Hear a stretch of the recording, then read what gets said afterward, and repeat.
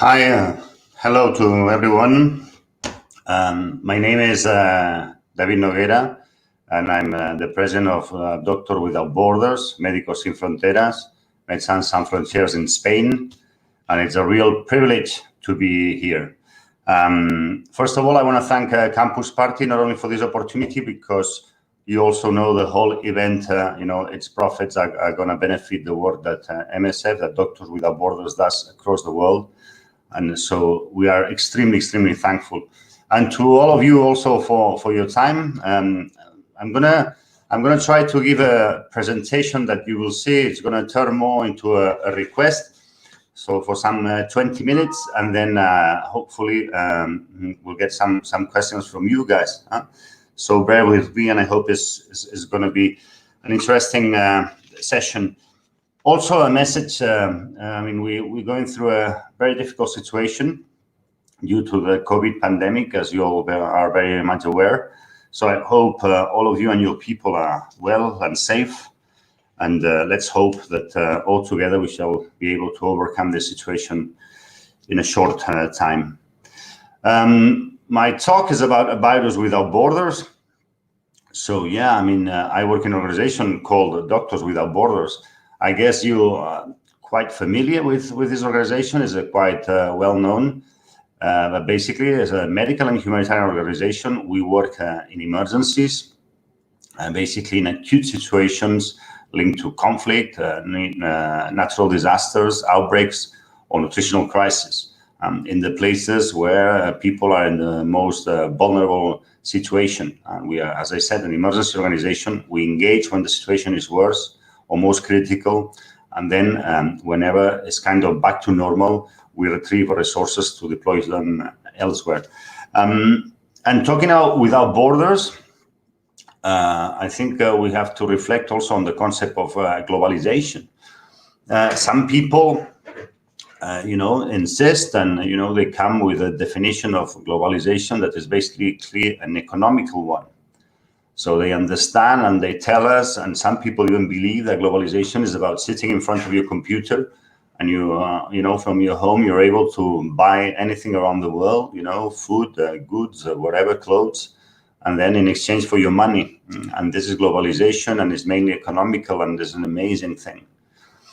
Well, fair enough. However, there's some elements, that somehow create what I call some kind of interference in this kind of matrix of an economical globalization only.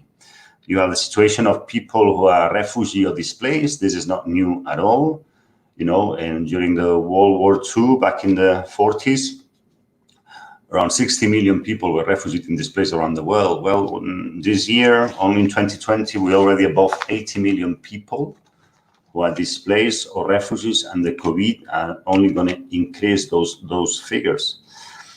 And, some governments, some political leaders believe or pretend that, to solve this is just a matter of building walls, securitizing your borders, spending an insane amounts of money, reinforcing your police, your army. Is the same as you guys who are millennials, who are tech guys, who are gamers. When you spend too much time playing your computer at home, if you put a lock in your room, if people are complaining, or your family, your relatives, whatever, your partner is complaining about how much time you spend in computers or video games, whatever, then you put a lock in your door and that will solve the problem. Well, we all know it doesn't go that way. Then we have the issue of climate change. And then you see all these politicians that, go with this nationalistic agenda, how they struggle to explain how you can, put borders to weather. And this is a massive challenge. Some 30, 40 years ago, there were some pioneers, people, Greenpeace, these kind of organizations who were already alerting us about this. Now the situation has evolved, and we all know that we all have an individual and collective role to play against this systemic threat. Now, even if you have your waste and you dump it in the wrong container, so you put all your papers in the in the wrong container, you will feel guilty about that. So they created environmental awareness. So we all understand that when it comes to global situations, we all have an individual and collective responsibility. It does not only apply, as I said, to NGOs, organizations like Greenpeace. And we as citizens, we have to put pressure on governments to find solutions for our own territory, but also for the global situation. And on this, we have a virus. We have a virus that is today impacting more than 200 countries, as you know, with millions of people affected. It's going to impact the whole globe, and we're going to see levels of mortality and suffering with no precedents. So all these issues clearly challenge this idea, on one hand, that the globalization is only economic, is only asymmetric, and is only on your own benefit.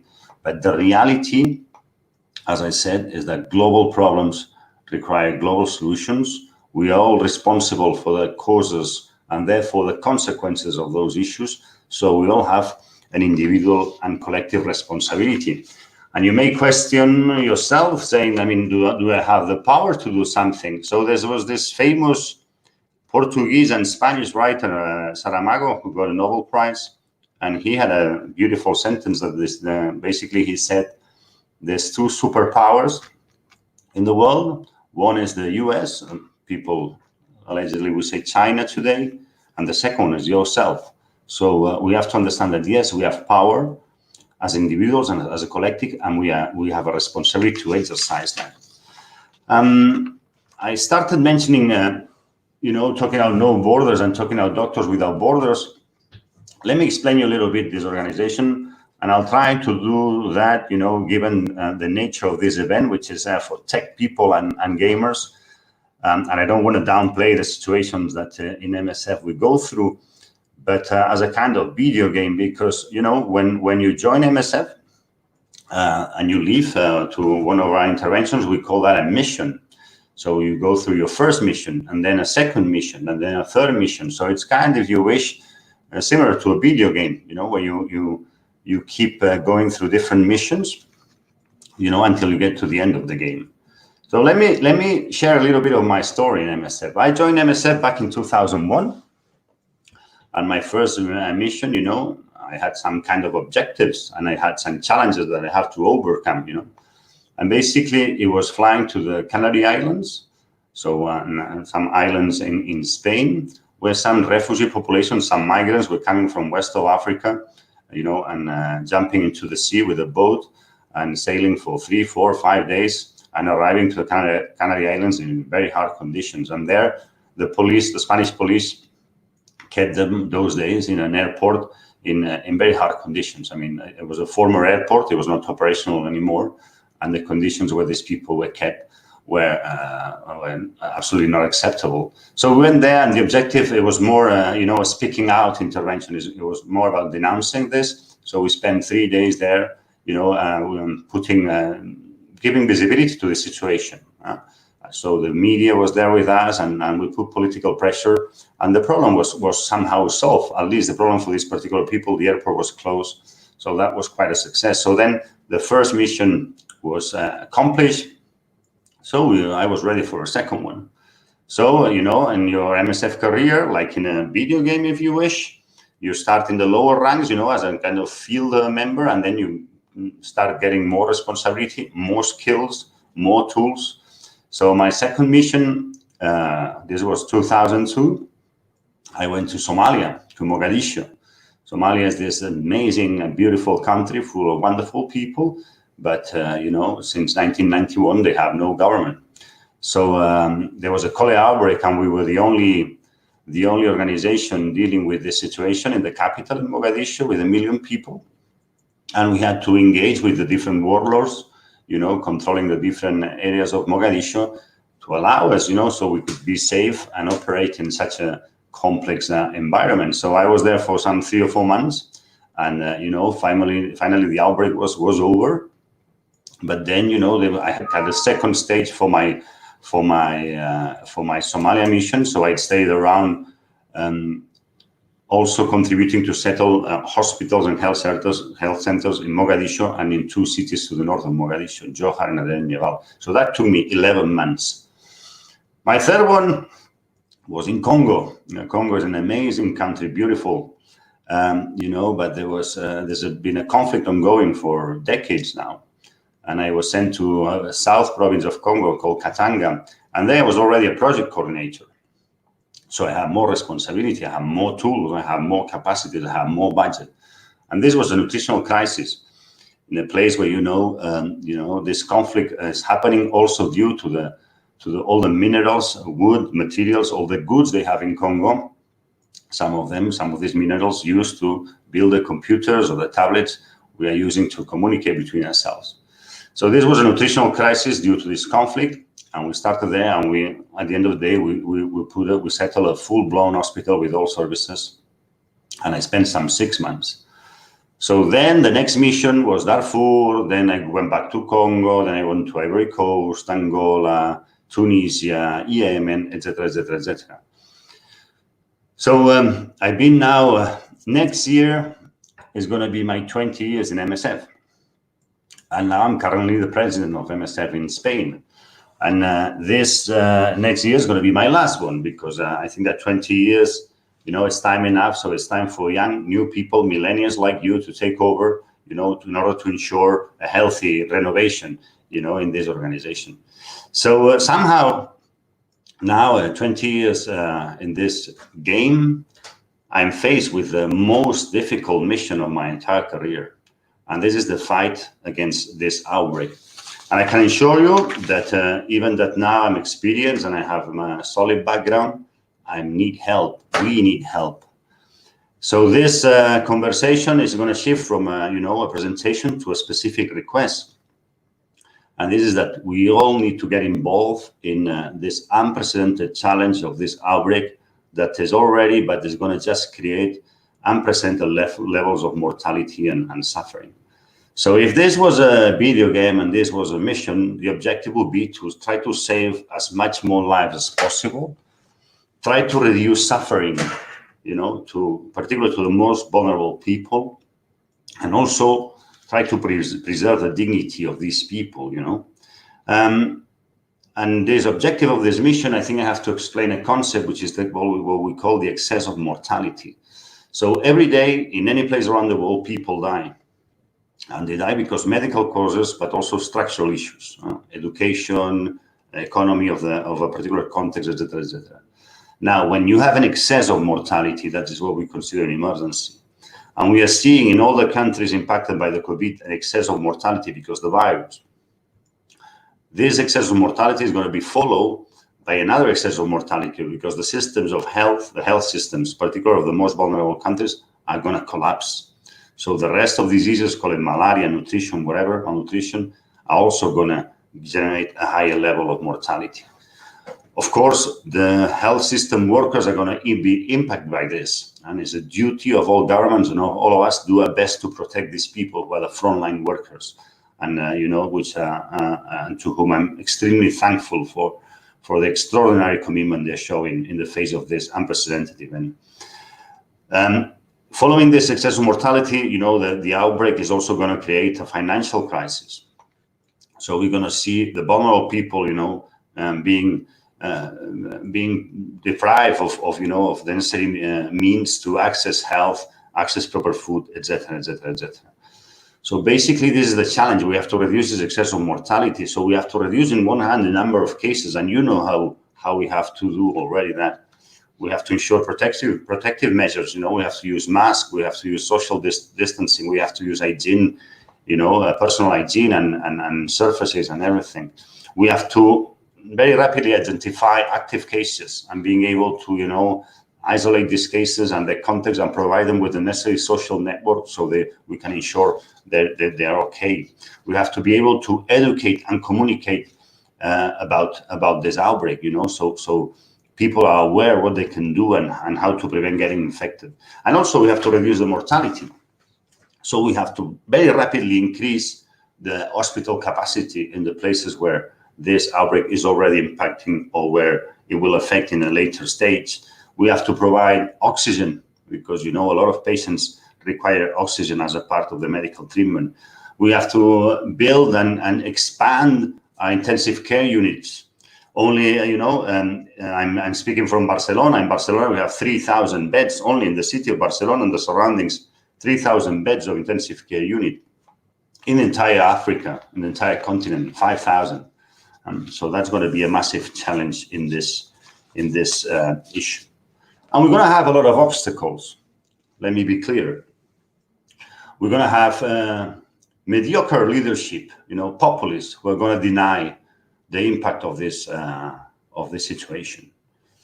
People who are going to say, well, they're going to retrieve to a nationalist agenda, and somehow they're going to discharge the responsibility they have in other places. We're going to have economic interests. We have to do everything in our hands to ensure that the vaccine is going to be made available to everyone that needs it, and in particular, the most vulnerable population. Also, same for the treatment. We cannot allow patents, or financial gain to come, as an obstacle to reach that everybody is able to reach the necessary treatment. We'll have to defend rights, basic rights, human rights, for instance, the access to health. And we also going to confront fake news, misinformation, people sharing rumors about complots, about, and then, of course, we'll have to tackle the virus, the direct impact of the virus, as I said, reducing the cases and reducing the workload of number of mortality also. How to do that? How to play this game? I mean, I'm not going to tell you how to do it, because I think I'm speaking to the most prepared generation ever. You are absolutely equipped with technology, with knowledge, and with the ambition to change this. I'm gonna share an example. The example I know of how we do things. Doctors Without Borders is an NGO, but I don't like to define ourselves as what we are not. So we're not government. What we are is civil society organized, And I like to think of MSF, of Doctors Without Borders, as a chain of humanity. Today we have 6.5 million people who support the organization, around 50,000 workers, and we reach 10 million consultations every year and more than 2 million hospitalizations in the most challenging contexts around the world. Let me put you an example of how this chain works. We have a project in Yemen. Yemen is an amazing, beautiful country full of extraordinary people. So we have an hospital to the north of Yemen, Abs. And this hospital was bombed by the coalition who's engaged in the conflict in Yemen. And they killed 20 people, including one of our colleagues, Hakimi. We were ready to close that project. It's an hospital that serves a population of around 1 million people, and there's no other functioning medical structure around. But our Yemeni colleagues and the Yemeni population we work with, they insisted we should stay and reopen. And this happened in 2016, and today the hospital is still fully functional. We have been able to increase its capacity. And if we are a civil society, we can do this, It's a very political thing, if you wish, because it shows that if governments and international organizations who have much bigger capacity than us, if they don't do things like this, it's not because they don't have the capacity, it's because they have no political willingness to do so. And I think this we have to absolutely challenge. I try to explain this as a video game, and because Campus Party traditionally has been, attended by a lot of gamers, but unfortunately, this is not a video game. This is the real world. And my call for support is absolutely real. As I said, 20 years in this sector, in the humanitarian sector, and I've never, ever faced a challenge like this. So I'm calling upon you to organize yourself, to become a collective antivirus. You, the millennial generation, the gamers, you are somehow portrayed or accused of being an individualistic, selfish generation, that you are obsessed about likes, follows, shares. So I invite you to join the struggle to save lives and alleviate suffering of people. I don't know how much likes that brings, but I'm convinced that this is absolutely the right thing to do. I call you to learn from each other. We've seen amazing things happening during this epidemic also. The sad thing is that, we need a kind of emergency to come and work together. I mean, if we use this same attitude in normal times, I mean, we would be unstoppable.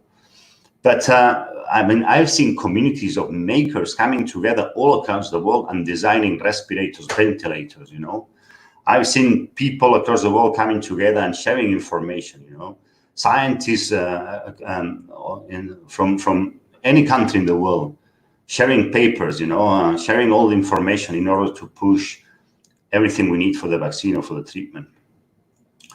I've seen, examples of solidarity like this, like the Campus Party. All this, participation or joint venture between Campus Party and MSF happened through LinkedIn. One day I opened my LinkedIn and I had a private message from the founder of this initiative, Paco.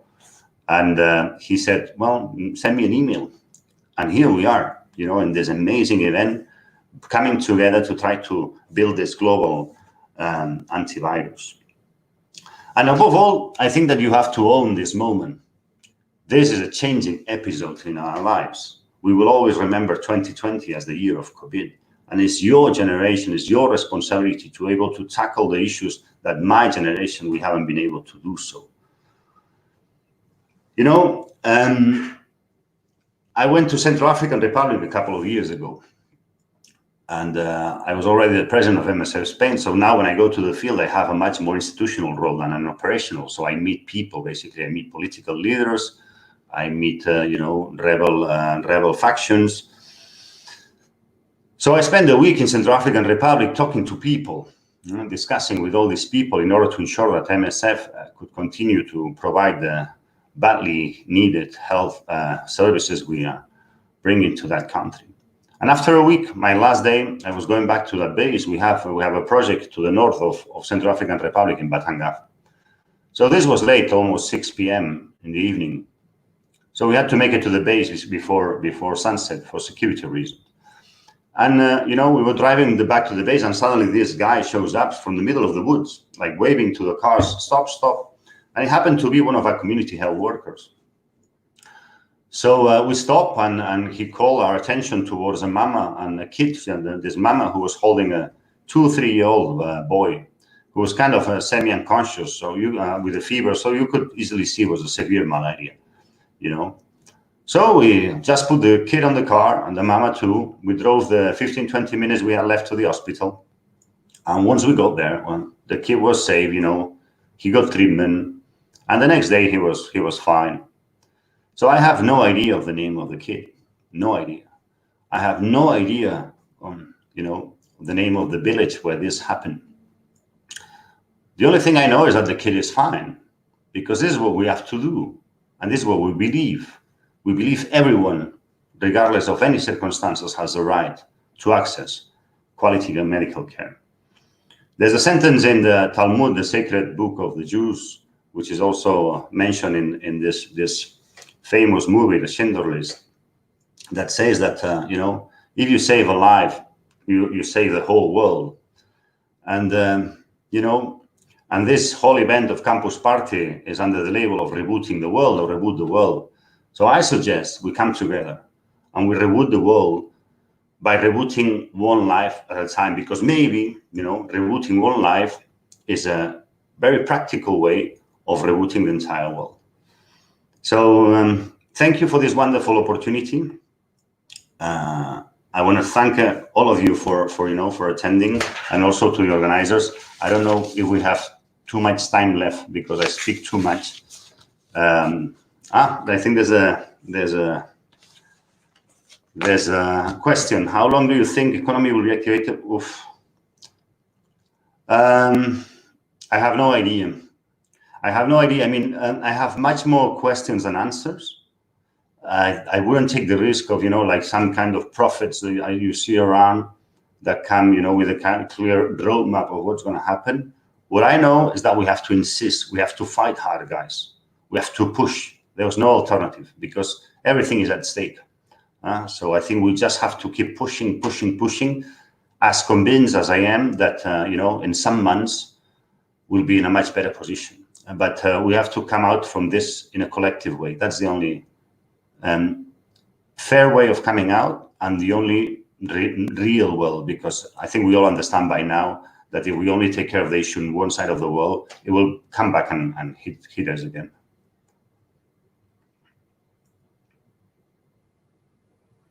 I don't know if there's any questions. I believe not. So if that's the case, we have no more time left. I've been said we have no more time left. So thank you again. It's been a great privilege. And as I said, let's come together and let's go for it. Take care. Keep it up.